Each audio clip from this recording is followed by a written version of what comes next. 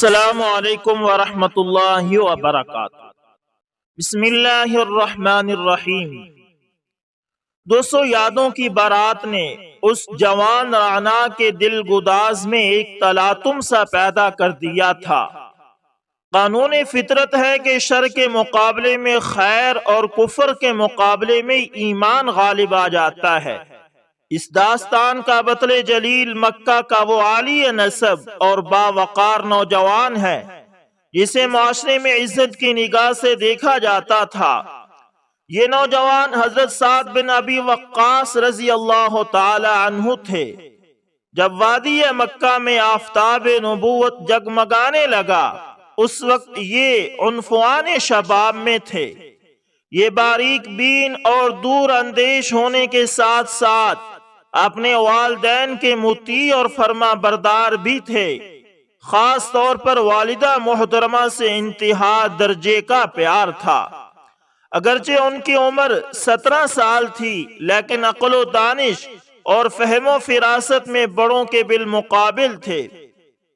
اسے ان کھیلوں میں کوئی دلچسپی نہ تھی جو اس کے ہم عمر کھیلا کرتے تھے، بلکہ یہ اکثر اوقات تیر و تفنگ بنانے اور ان کو سنبھالنے میں صرف کیا کرتے تھے۔ اس کام سے جو وقت باقی بچتا وہ تیر اندازی اور نیزہ بازی میں صرف کرتے، گویا کہ یہ کسی بڑی مہم کو سر کرنے کے لیے مسلسل تیاری میں تھے۔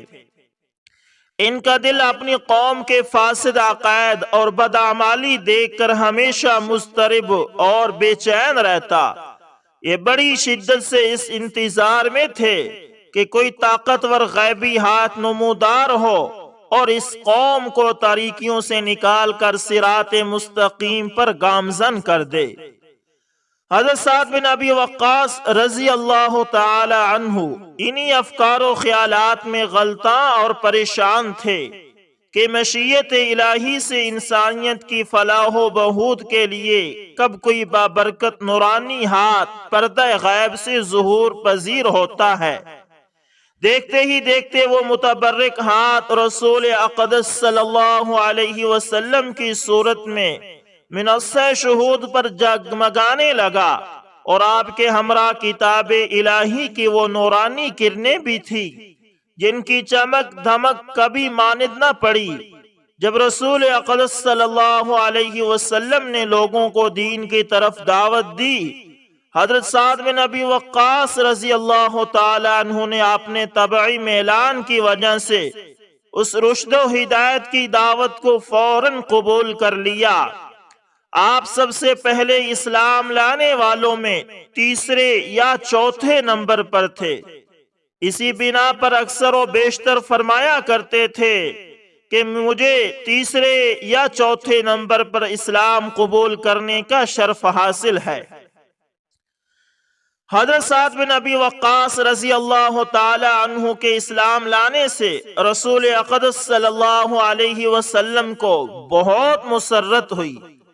ان میں شرافت، دیانت، امانت اور شجاعت کے جوہر کوٹ کوٹ کر بھرے ہوئے تھے۔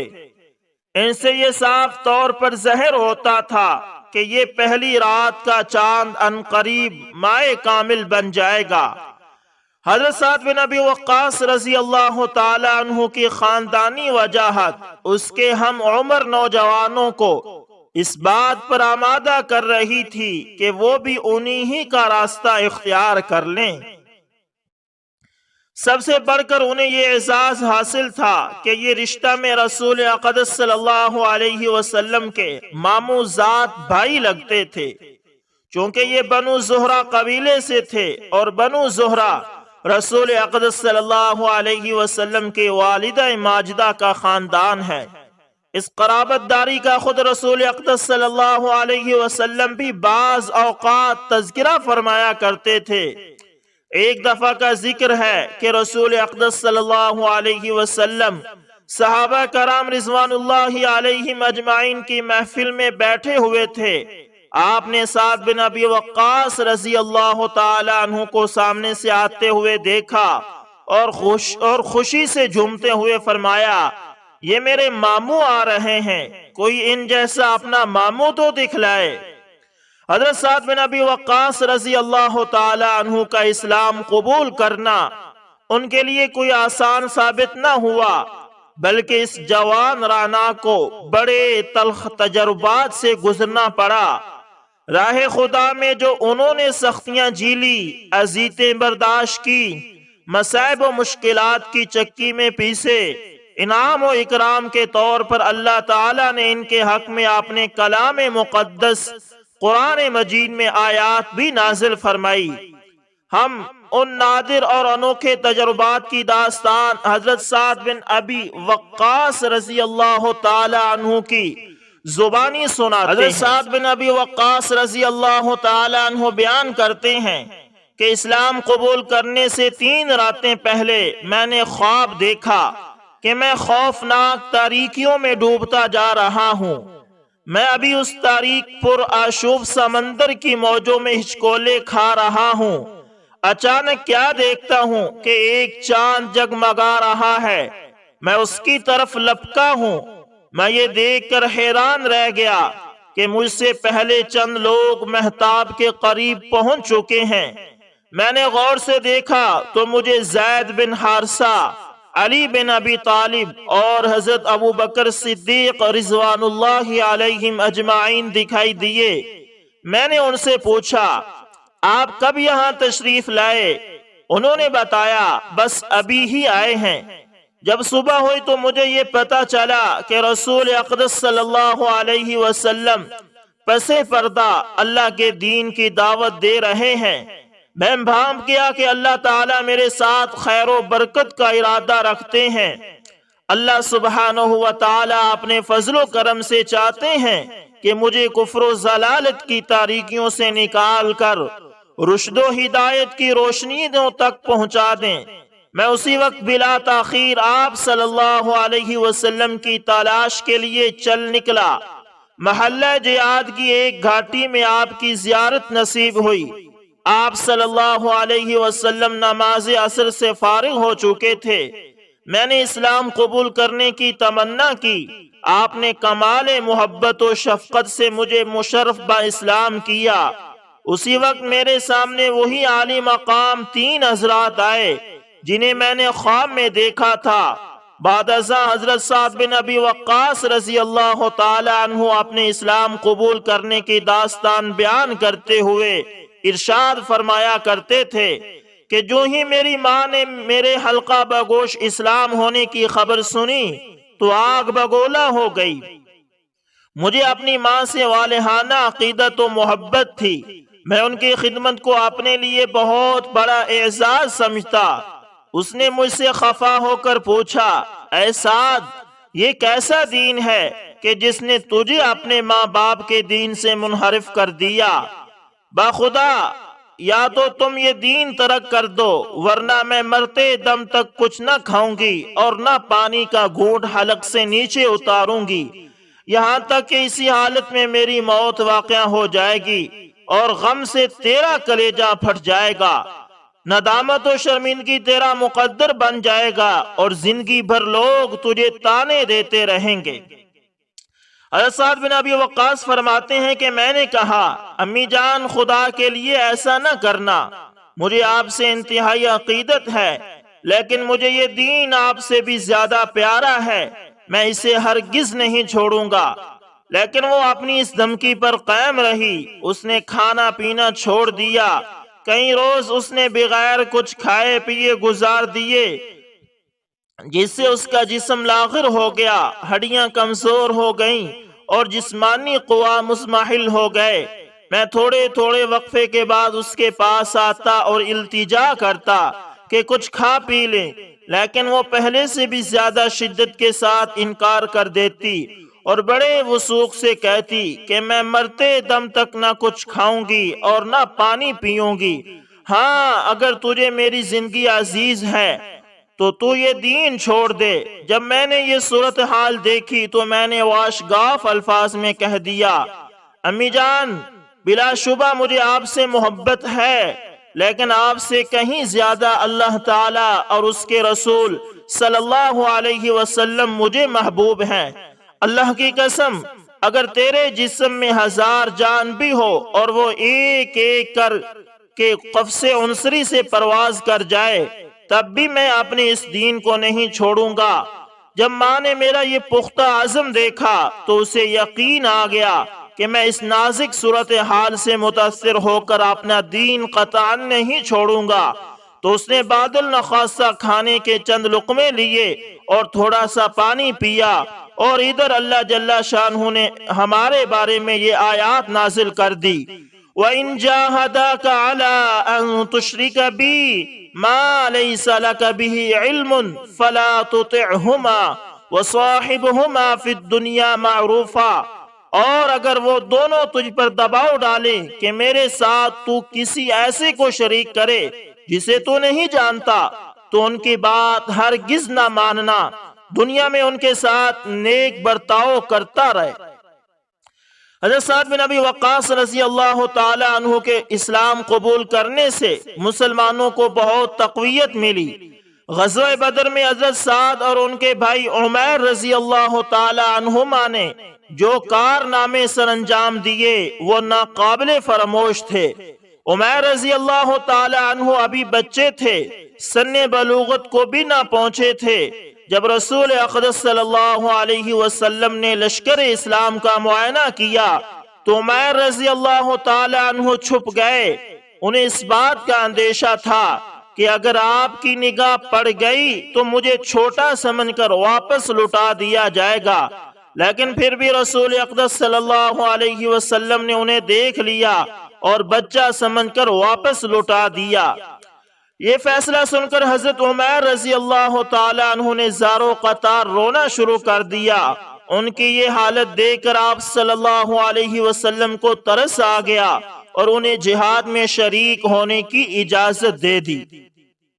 اجازت ملنے پر ان کے بھائی حضرت سعد بن ابی وقاص رضی اللہ تعالی عنہ شاداں اور فرحاں ان کی طرف آئے، اپنے ہاتھ سے ان کے کندھے پر تلوار لٹکائی اور پھر دونوں بھائی جذبہ جہاد سے سرشار ہو کر میدان کارزار میں اترے۔ جب معرکہ آرائی ختم ہوئی تو حضرت سعد بن ابی وقاص رضی اللہ تعالی عنہ اپنے چھوٹے بھائی عمیر رضی اللہ تعالی عنہ کو سرزمین بدر میں دفن کر کے اکیلے مدینہ طیبہ واپس لوٹے، چونکہ عمیر رضی اللہ تعالی عنہ نے میدان بدر میں جام شہادت نوش فرما لیا تھا اور اللہ تعالیٰ کے جوار رحمت میں پہنچ چکے تھے۔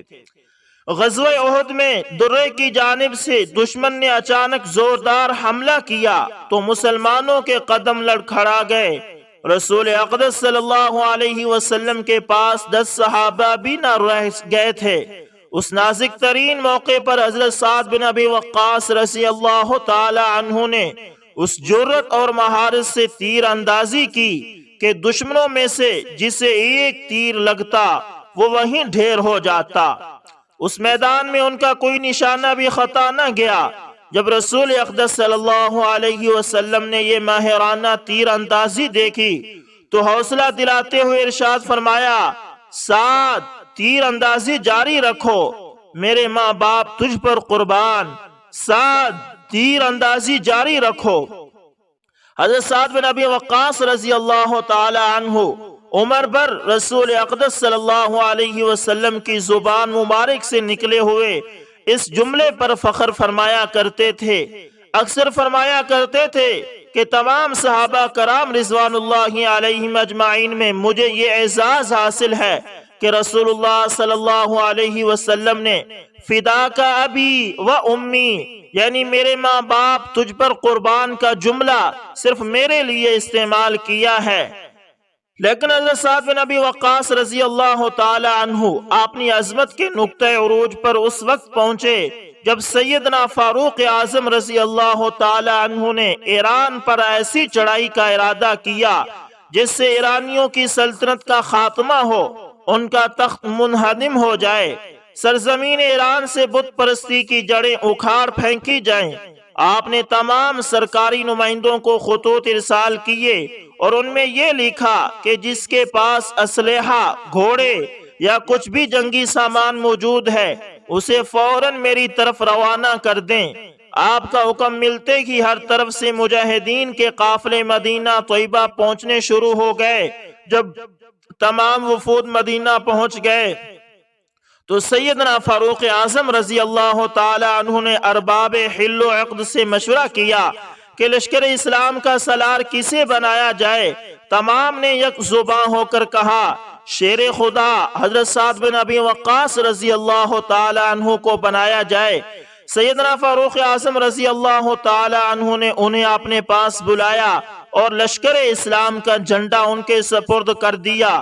جب یہ لشکر جرار مدینہ طیبہ سے روانہ ہونے لگا تو سیدنا فاروق اعظم رضی اللہ تعالی عنہ الوداع کہنے کے لیے اٹھے اور سپہ سالار کو وصیت کرتے ہوئے ارشاد فرمایا اے سعد دیکھنا کہیں اس غرور میں نہ آ جانا کہ رسول اقدس صلی اللہ علیہ وسلم کا ماموں اور ان کا جانثار صحابی ہوں۔ میری یہ بات اچھی طرح ذہن نشین کر لیں کہ اللہ تعالیٰ کبھی بھی برائی کو برائی سے نہیں مٹاتا بلکہ ہمیشہ برائی کو نیکی سے مٹاتا ہے۔ اے سعد یاد رکھنا اللہ تعالیٰ کے ہاں خاندانی برتری کوئی حیثیت نہیں رکھتی، وہاں تو صرف اطاعت کو ہی بلند مقام حاصل ہے۔ دنیاوی اعتبار سے معزز اور کمتر لوگ اللہ تعالیٰ کے ہاں بالکل برابر ہیں۔ اللہ ان سب کا رب ہے اور وہ سبھی اسی کے بندے ہیں۔ وہاں تو فضیلت تقوی کی بنیاد پر ملتی ہے، اطاعت و فرما برداری سے ہی مقام بلند نصیب ہو جاتا ہے۔ ہمیشہ اس کام پر نگاہ رکھو جسے رسول اقدس صلی اللہ علیہ وسلم نے خود سر انجام دیا ہو۔ اس مشن کو آگے بڑھانا ہمارا اجتماعی فرض ہے جسے رسول اقدس صلی اللہ علیہ وسلم نے جاری فرمایا ہو۔ سیدنا فاروق اعظم رضی اللہ تعالی عنہ کی نصیحت سننے کے بعد یہ لشکر اپنے مشن پر روانہ ہو گیا۔ اس لشکر اسلام میں 99 بدری صحابہ، 310 بیعت رضوان میں شریک ہونے والے صحابہ کرام رضوان اللہ علیہم اجمعین، 300 فتح مکہ میں شرکت کا اعزاز رکھنے والے صحابہ کرام رضوان اللہ علیہم اجمعین اور تقریباً 700 صحابہ کرام رضوان اللہ علیہم اجمعین کے نوجوان بیٹے شامل تھے۔ حضرت سعد بن ابی وقاص رضی اللہ تعالی عنہ نے کمانڈر آف چیف کی حیثیت سے قادسیہ کے مقام پر لشکر کو پڑاؤ کرنے کا حکم دیا۔ وہی لشکر کو ترتیب دیا اور دشمنان اسلام سے زوردار مقابلہ کیا۔ لڑائی کے آخری دن مسلمانوں نے عزم کیا کہ آج فیصلہ کن معرکہ آرائی ہوگی۔ انہوں نے دشمن کو چاروں طرف سے گھیرے میں لے لیا۔ مسلمان نعرہ تکبیر بلند کرتے ہوئے دشمن کی صفوں میں جا گھسے۔ چشمے زن میں ایرانی لشکر کے سپہ سالار رستم کا سر قلم کر دیا۔ ایرانیوں نے جب اپنے سپہ سالار رستم کا سر مسلمانوں کے نیزوں کی انیوں پر دیکھا تو حواس باختہ ہو گئے۔ نوبت بائیں 4 سیٹ کے اسلامی لشکر سے ایک مجاہد ایرانی فوجی کے پاس آتا اور اسی کا ہتھیار چھین کر اسے قتل کر دیتا۔ اس جنگ میں مال غنیمت وافر مقدار میں مسلمانوں کے ہاتھ لگا اور 30,000 ایرانی فوجی تہ دیگ کر دیے گئے۔ حضرت سعد بن ابی وقاص رضی اللہ تعالی عنہ نے لمبی عمر پائی۔ اللہ تعالیٰ نے وافر مقدار میں مال و دولت سے نوازا، لیکن جب موت کا وقت قریب آیا تو اپنا ایک بوسیدہ اونی جبہ منگوایا اور وصیت فرمائی کہ مجھے اس جبے کا کفن پہنانا، کیونکہ میں نے میدان بدر میں یہ جبہ پہن کر جہاد کیا تھا۔ میری دلی خواہش ہے کہ میں اسی جبے میں اللہ تعالیٰ سے ملاقات کروں۔ حضرت سعد بن ابی وقاص رضی اللہ تعالی عنہ کو اللہ تعالیٰ اپنی جوار رحمت میں جگہ عطا فرمائے۔ تو دوستو یہ تھے حضرت سعد بن ابی وقاص رضی اللہ تعالی عنہ، جو رشتے میں اللہ تعالیٰ کے رسول صلی اللہ علیہ وسلم کے ماموں تھے، اور آپ صلی اللہ علیہ وسلم کیا فرمایا کرتے تھے، جس کا مفہوم ہے کہ یہ میرا ماموں ہے، اس جیسا کوئی ماموں لا کر تو دکھائے۔ اللہ تعالیٰ کے نبی اس صحابی پر فخر کیا کرتے تھے۔ اور دیکھیں کہ اس صحابی رضی اللہ تعالی عنہ یعنی سعد بن ابی وقاص رضی اللہ تعالی عنہ نے، جو کہ اپنی ماں سے شدید محبت کرتے تھے، لیکن ماں دین اسلام اور ان کے آڑے آ رہی تھی، تو انہوں نے ماں کی بھی قربانی دے دی۔ انہوں نے کیا کہا، ماں میں تجھ سے محبت کرتا ہوں، لیکن اسلام اور قرآن اور اللہ اور اس کا رسول مجھے تجھ سے بھی زیادہ محبوب ہے۔ تو دوستو، جب ہم اسلام، قرآن، شریعت اور اللہ اور اس کے رسول کو سامنے رکھیں گے، سب سے آگے انہیں مقدس رکھیں گے، انہیں جگہ دیں گے، انہیں محبت دیں گے، تو تب ہمارا جنت کا راستہ ہموار ہوگا۔ تو دوستو، دین اسلام ہمیں صحابہ کرام رضوان اللہ علیہم اجمعین کی بدولت، ان کی برکت اور ان کی محنتوں کی وجہ سے ملا ہے۔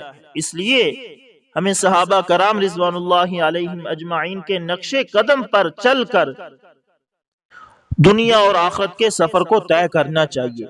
اگر ہم صحابہ کرام رضوان اللہ علیہم اجمعین کو اندر سے نکال دیں تو پھر دین کا ڈھانچہ ہی بگڑ جائے گا۔ اس لیے ضروری ہے کہ ہم اپنے آئیڈیل اور اپنا پیشوا اور رہنما صحابہ کرام رضوان اللہ علیہم اجمعین کو ہی بنائیں اور انہی کی زندگیوں پر چل کر دنیا اور آخرت کا راستہ طے کریں۔